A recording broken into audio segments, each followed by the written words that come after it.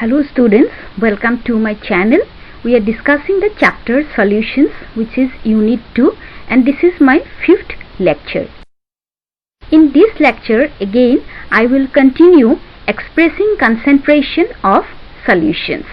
It's a very important topic because from this chapter in your exam the problems will come, and from this portion one problem or two problem is no doubt it will come in your exam.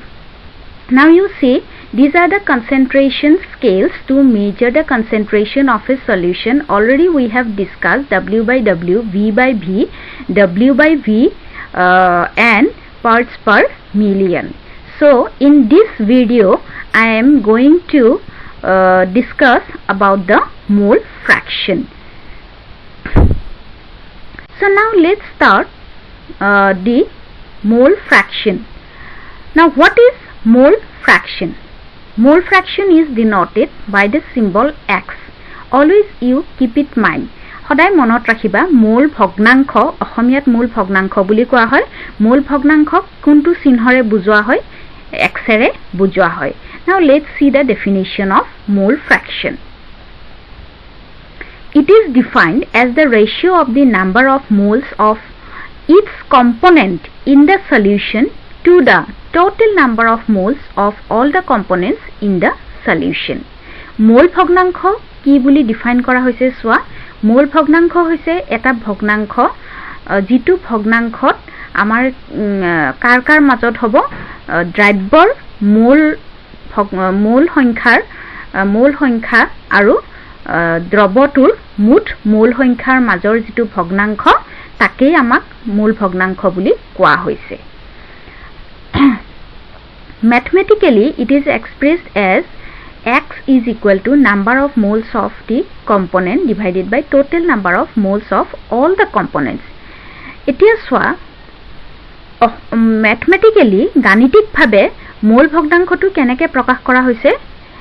দ্ৰব্য এটাত থকা প্ৰতিটো উপাদানৰে মোল সংখ্যা আৰু দ্ৰব্যত থকা প্ৰতিটো উপাদানৰ মোল সংখ্যাৰ মুঠ যোগফলৰ যিটো আমি ভগ্নাংশ পাওঁ সেই ভগ্নাংশটোকে মোল ভগ্নাংশ বুলি কোৱা হৈছে। এতিয়া total number of mole components of all the components মানে বুজি পাইছানে? দ্ৰব্যটোত আমাৰ দুটাটো থাকিবই, মিনিমাম দুটা থাকিবই, দুটাতকৈ বেছিও থাকিব পাৰে। তো তেনেকুৱা ক্ষেত্ৰত কি হ'ব? সাপোজ পানীত তুমি কপাৰ সালফেট দিছা, সল্ট দিছা, ওয়াটাৰ আছে, গতিকে তিনটা থাকিল, গতিকে তিনোটাৰে তুমি মোল সংখ্যাটো উলিয়াই ল'ব লাগিব, যোগ কৰিব লাগিব, আৰু তেতিয়া হেতু কি পাবা? তুমি মুঠ মোল সংখ্যাটো পাবা। ওকে, আৰু দ্ৰব্যটোৰ প্ৰত্যেকটোৰে মোল ভগ্নাংশ উলিয়াব লাগিব, অৰ্থাৎ কপাৰ সালফেটৰো উলিয়াব লাগিব, সল্টৰো উলিয়াব লাগিব, আৰু পানীৰো মোল ভগ্নাংশ উলিয়াব লাগিব। আমি আৰু অকমান ভালকৈ বুজিবলৈ চেষ্টা কৰিম। এতিয়া সোৱা মোল ভগ্নাংশটো আসলতে এটা ভগ্নাংশহে, ৰেচিঅ'। তুমি এটা কথা লক্ষ্য কৰিছানে যে ওপৰত মূল ভগ্নাংশটোত যিটো আমাৰ ৰেচিঅ' আছে তাত ইউনিটটো কি হ'ব পাৰে বাৰু? নিজে ভাবিছোৱাচোন, ওপৰতো মূল তলতো মূল আছে, গতিকে মূল কেনসেল যাব আৰু আমাৰ ইউনিট মূল ভগ্নাংশৰ একো নাথাকে। Generally it is asked in your question that what is the SI unit of mole fraction? You have to answer that mole fraction has no unit because it's the ratio between the number of moles of the component to the number of moles of all the components of the solution. Regarding mole fraction, there are some properties. First is that in a given solution the sum of all the mole fractions is unity. দ্ৰব্য এটাত যিমানবোৰ উপাদান থাকে প্ৰতিটো উপাদানৰে মূল ভগ্নাংশবিলাকৰ যোগফল সদায় কি হ'ব? 1 হ'ব, like this. Here x1, x2 xi এইবোৰ হৈছে mole fractions of different components. ধৰা হ'ল দ্ৰব্যটোত component 1, component 2, component 3, 4, 5 like this বহুত সংখ্যক উপাদান আছে। সো প্ৰতিটো উপাদানৰে যদি আমি মূল ভগ্নাংশ উলিয়াও তেতিয়াহ'লে সিহঁতৰ যোগফলটো কি হ'ব? 1 হ'ব। And always you remember this formula, you keep it in your mind because this formula is very useful when you are solving the problems. Now next, it is not temperature dependent. মোল ভগ্নাংশই উষ্ণতাৰ ওপৰত নিৰ্ভৰ নকৰে. Suppose at 35 degrees Celsius, the mole fraction of a solution is suppose 4 and at suppose 60 degrees Celsius the mole fraction is 2. So if you change the temperature, then also the solutions will have the same mole fractions at the different temperature. তুমি যদি 35 degree সেলসিয়াছত মোল ফ্ৰেকশন এটা উলোৱা সলিউশনটোৰ 4 তেতিয়া হলে যিকোনোতে হেতু মোল ভগ্নাংশ কিমান হ'ব 4 এই হ'ব আৰু সাপোজ 60 ডিগ্ৰী তুমি এটা সলিউশনৰ মোল ভগ্নাংশ পাইছা 2 তেতিয়া হলে তুমি যিকোনো টেম্পাৰেচাৰতে নুলোৱা কিয় 35 লোৱা 25 লোৱা যিয়ে নুলোৱা কিয় টেম্পাৰেচাৰ তাৰ মোল ভগ্নাংশ কিমান হ'ব সদায় 2 এই হ'ব ই টেম্পাৰেচাৰৰ ওপৰত উষ্ণতাৰ ওপৰত নিৰ্ভৰ নকৰে নেক্সট মোল ফ্ৰেকশন হ্যাজ নো ইউনিট মোল ভগ্নাংশৰ কোনো ইউনিট নাথাকে এটো তোমালোকে গমে পাইছা ফৰ্মুলাটো যে যেহেতু মোল ভগ্নাংশ হৈছে এটা ভগ্নাংশ যত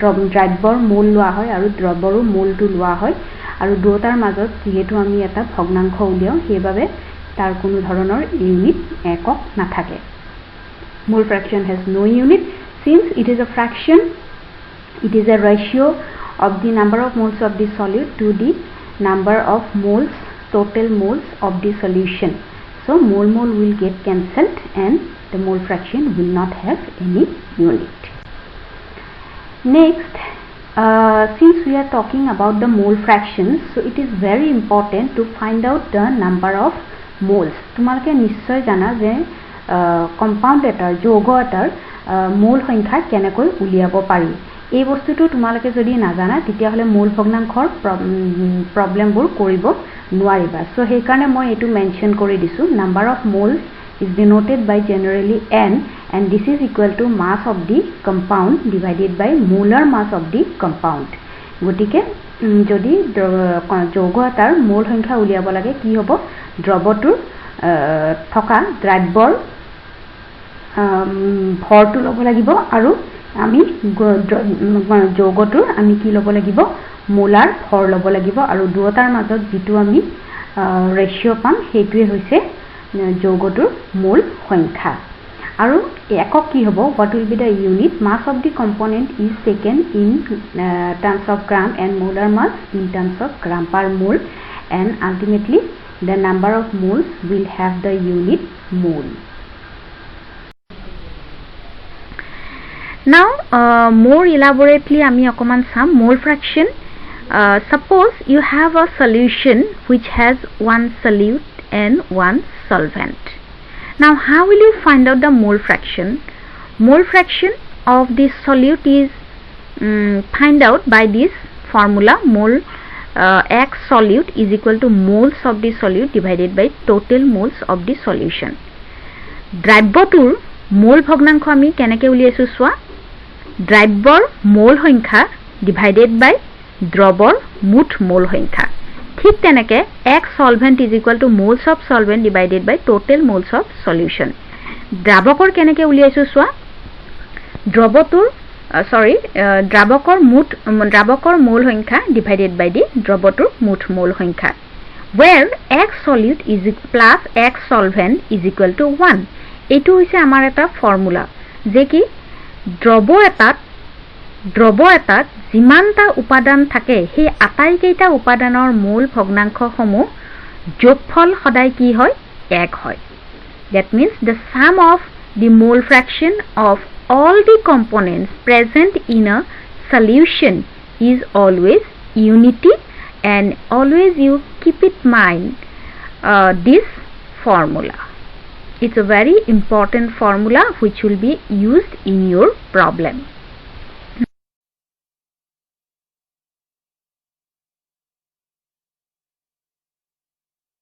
let's solve a problem calculate the mole fraction of ethylene glycol whose formula is C2H6O2 in a solution containing 20% of ethylene glycol by mass Okay, let's start the solution.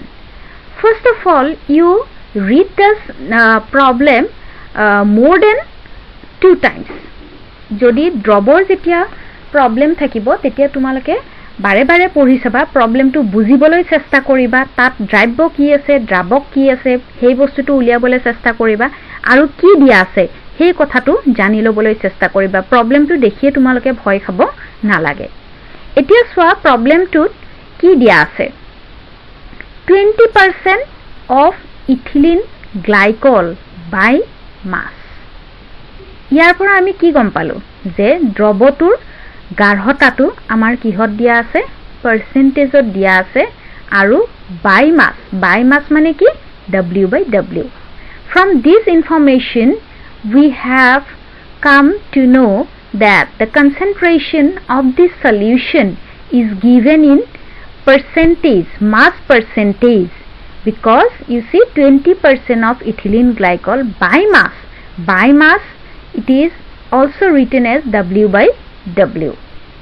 So first of all, it's a very important point, 20% of ethylene glycol by mass. Now what is given, you first write it down. Concentration of ethylene glycol solution is equal to 20% by mass. जितु दिया আছে আগতে লিখি লোৱা যে ethylene glycol দ্ৰৱটোৰ গাঢ়তা কিমান দিয়া আছে 20% by mass or W/W বুলিও তোমালকে লিখিব পাৰা. Next you see how many components in a solution. এতিয়া প্ৰবলেমটো তুমি পঢ়ি কেনে কি গম পাইছা? By reading this problem, can you imagine, can you be sure that how many number of components is present in the solution? You see, that is the number of component is in the solution 2. What are those 2 components? Solute is ethylene glycol C2H6O2, which is in short I have written for our convenience EG. Okay, don't get confused. EG mane hoise ethylene glycol, and solvent is water. Clear? Okay, now let's start with this. Since concentration is given in percentage of the total mass of the solution, so you see the concentration is given in percentage, so we will কি কৰিম total mass of the solution to আমি কি বুলি ধৰিম 100 gram বুলি ধৰিছো. Clear? Okay, again you see 20% ethylene glycol by mass, that means 100 gram. If the mass of the solution is 100 gram, what is the mass of ethylene glycol? যদি দ্ৰৱটোৰ ভৰ 100 gram হয়, ethylene glycol ভৰ কিমান হ'ব 20 gram. Clear? Because it is given 20% of what? 20% of the solution. Therefore mass of water কিমান হ'ব? যদি দ্ৰৱটোৰ মুঠ ভৰ 100 আৰু ইথিলিন গ্লাইকলৰ ভৰ 20, গতিকে ওয়াটাৰৰ কিমান হ'ব 100 minus 20 is equal to 80 gram. Clear? কিন্তু আমাক সুধিছে কি mole fraction. Our question is what? That the concentration of ethylene glycol should be converted into mole fraction. So you have to memorize the formula of mole fraction, and to calculate the concentration in mole fraction, you have to convert the amount of solute and solvent into moles. বুজি পাইছা যে মোল ভগ্নাংশত আমি উলিয়াবৰ কাৰণে দ্ৰব্য আৰু দ্ৰাৱকৰ ভৰক আমি কিহলৈকে কনভাৰ্ট কৰিব লাগিব মোলছলৈকে কনভাৰ্ট কৰিব লাগিব.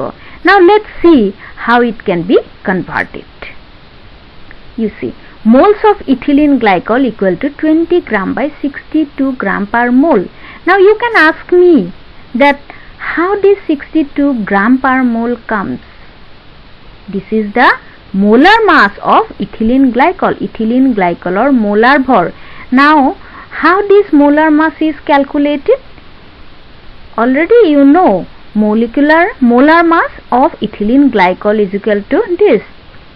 Carbon দুটা আছে, so 12 into 2, hydrogen 6টা আছে, so 6 into 1, 1 হৈছে হাইড্ৰোজেনৰ মাছ, অক্সিজেন দুটা আছে, so 16 into 20 16 into 2, so that is equal to 62 gram per mole, right?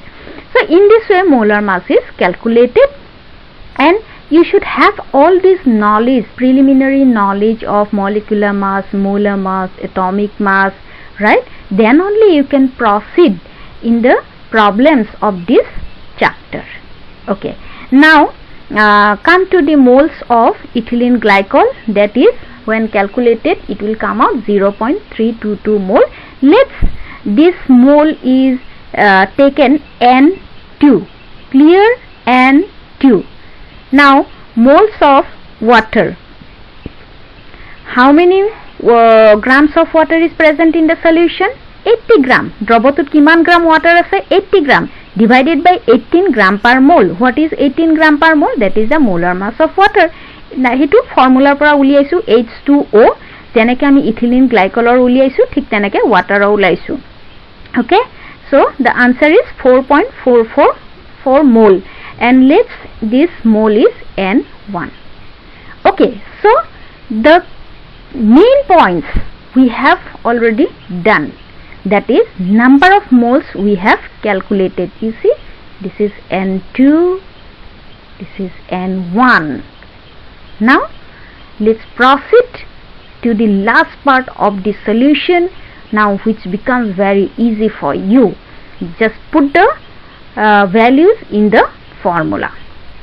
So mole fraction of water is how much? N1 divided by N1 plus N2, and put the values of N1 and N2, it will be 0.932, and similarly mole fraction of ethylene glycol, N2 by N1 plus N2, and put the value of this N2 and N1, it will be 0.322 divided by this, and the answer will be 0.068. You see, I have not written any unit.